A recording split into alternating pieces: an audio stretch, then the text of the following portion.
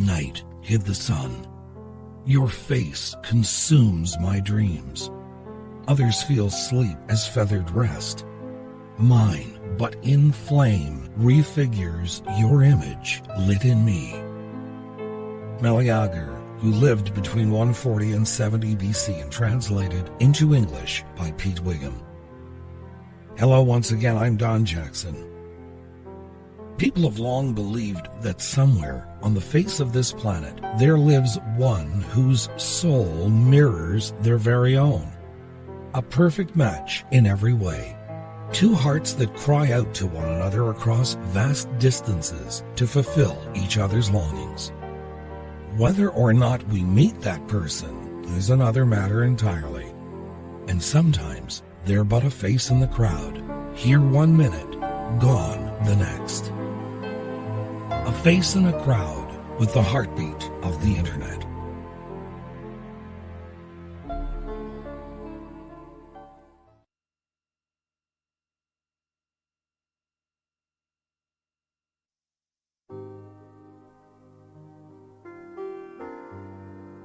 This is called In a Station of the Metro by Ezra Pound. The apparition of these faces in the crowd. Petals on a wet black bough. Some years back, there was a television commercial that featured a young man and woman standing across the subway tracks from each other. She set to go in one direction, he the other. Their eyes meet. She gets on her train, and he dashes up the stairs and out of the station and races to meet her train at its next stop. He's there as the doors to the train are just about to close again. They stare into each other's eyes. And during that brief moment of hesitation when he should have climbed aboard the train, the doors close once more, and he's off running again, trying to catch the train and her at the next station. Maybe you've had a similar experience at a subway station, waiting on a crowded platform, being intrigued by one face in a sea of faces. Thomas Carew once mused on the magic of a face that stands out, yearning to be recognized in a crowd of other faces. For the life of me, I can't remember where I heard or read this quote, or who it was attributed to.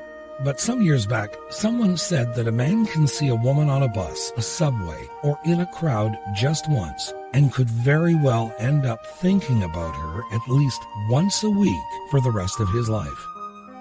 There was a man in England who put out a classified ad to meet a woman who jostled him at a subway ticket booth because he thinks she thought he was Woody Allen. In this webcast, there is something about the face of a stranger that intrigues you, makes your pulse rate like the heartbeat of the internet.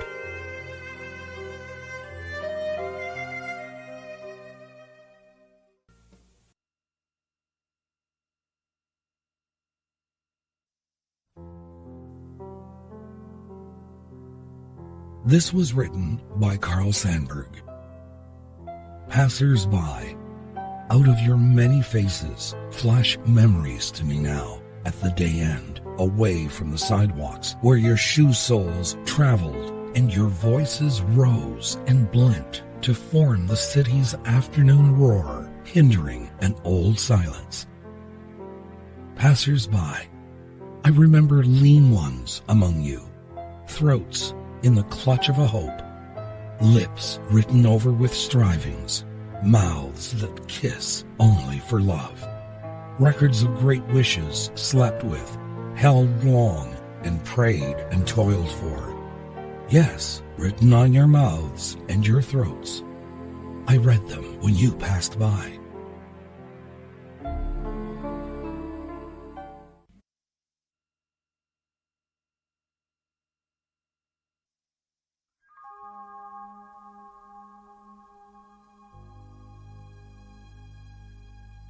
Robert Graves wrote, "Love without hope, as when the young birdcatcher swept off his tall hat to the squire's own daughter, so let the imprisoned larks escape and fly singing about her head as she rode by."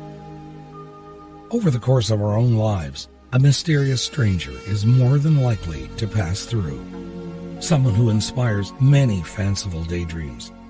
Someone whose memory often haunts by night. No matter how long or short our association, even if it only encompasses a glance across a crowded room or seen from a distance on some busy street, there is something just behind the eyes or in the curve of a smile that seems to defy description, that entices and makes us yearn for more. Laurie Lee in I Can't Stay Long, published by Andre Deutsch, wrote, "Charm is the rarest, least used, and most invincible of powers, which can capture with a single glance. It is close to love in that it moves without force, bearing gifts like the growth of daylight. It snares completely, but is never punitive. It disarms by being itself disarmed, strikes without wounds, wins wars without casualties, though not, of course, without victims. He who would fall in the battle, let him fall to charm, and he will never be humbled or know the taste of defeat. In the armory of man, charm is the enchanted dart, light and subtle as a hummingbird. But it is deceptive in one thing. Like a sense of humor, if you think you've got it, you probably haven't."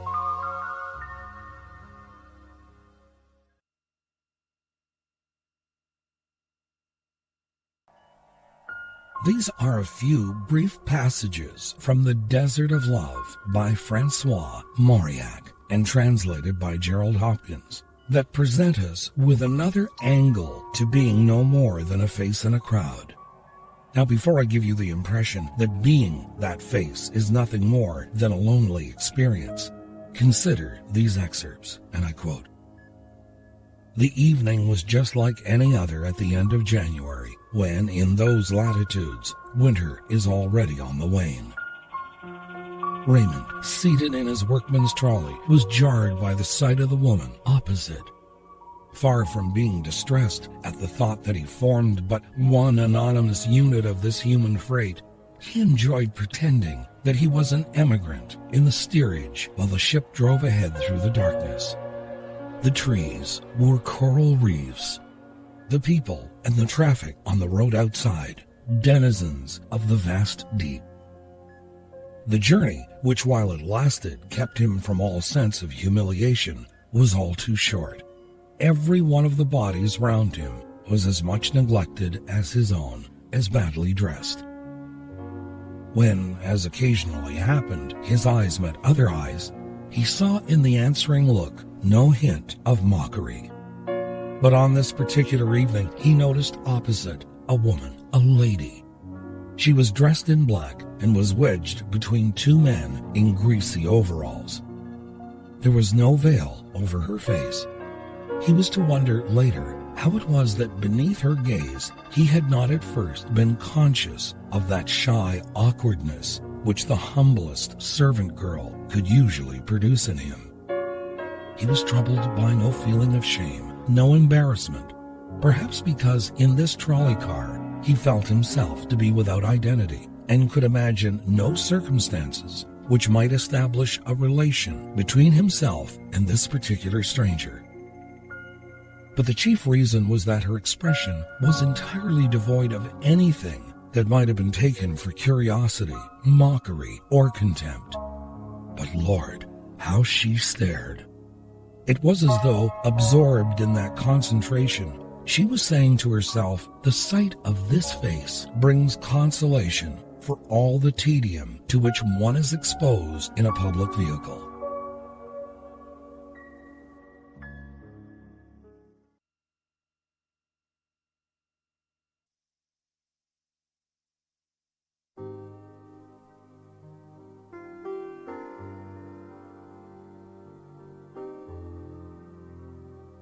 Again, the words of Francois Mauriac from The Desert of Love. He too feeling safe because he had nothing to fear from the stranger, not even a word, since nothing had built a bridge between them, stared back with that tranquil intensity with which we gaze upon a distant planet. In conclusion, for our purposes, Mauriac continues, and again I quote, "In front of the church at Talence, the young woman got up, leaving with the men she was deserting only the fragrance of her presence. And even that had vanished by the time Raymond reached the end of his journey. It was scarcely cold at all on this January evening. He was not even tempted to run. Already there was a promise in the foggy air of the secret sweetness of the coming season." End quote. Maybe you've had a similar experience to one degree or another, going home from work on the train or subway.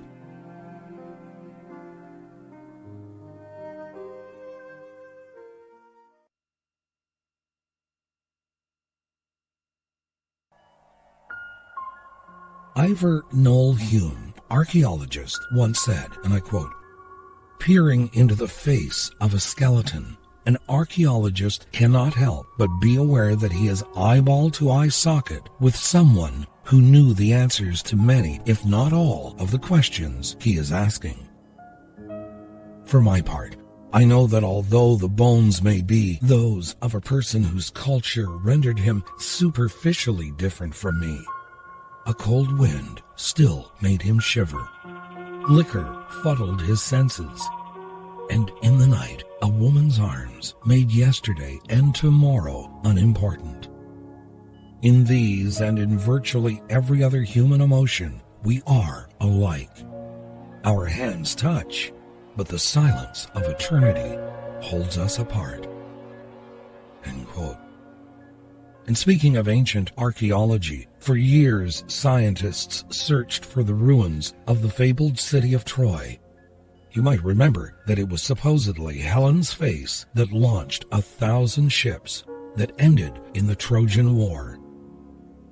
Helga Rubinstein in the Oxford Book of Marriage featured this short excerpt that in some ways is similar to the legend of Troy, and I quote, "Garibaldi, writing his memoirs years after the event, describes his first meeting in Brazil with the woman he carried off secretly in his ship and who stayed by his side through jungle and battles. We both remained enraptured and silent, gazing on one another, like two people who meet for the first time and seek in each other's faces something which makes it easier to recall the forgotten past."